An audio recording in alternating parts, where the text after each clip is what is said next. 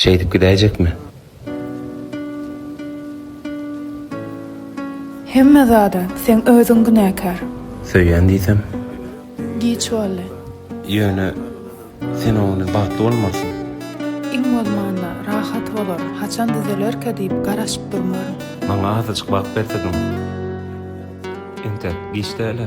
BOV Production. Men gözlüm, sen gözlüm zari. Men sözlümün bari. Was berge sen yari. Söymenim, innem söymerin hiç kimi seni söyüşüm yali.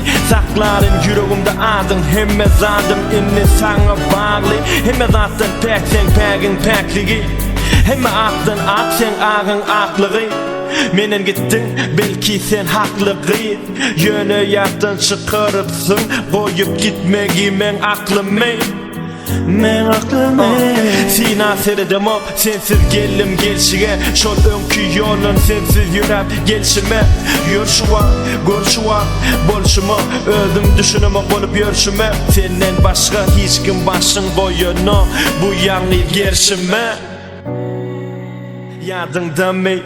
Kocam ol eyyemler. Men gara yardım aynadan garayşına. Men gara yardım gara ovudun saçlarını darayşına. Hatırlanşına, gözüm ören çalşına. Gül yedin seni kıskanıp qaharlanşıma. Yine sen pişirip koyan dağını iysem. Yanağından okşapsa ol süyücü bişiptir diysem. Sen yuvup ütüpleyen köynüklerini giysem. Ay sana ayrı düşmelidik mi biz eysem.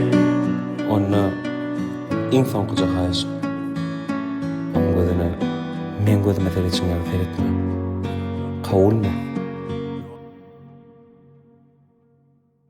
BOV Production.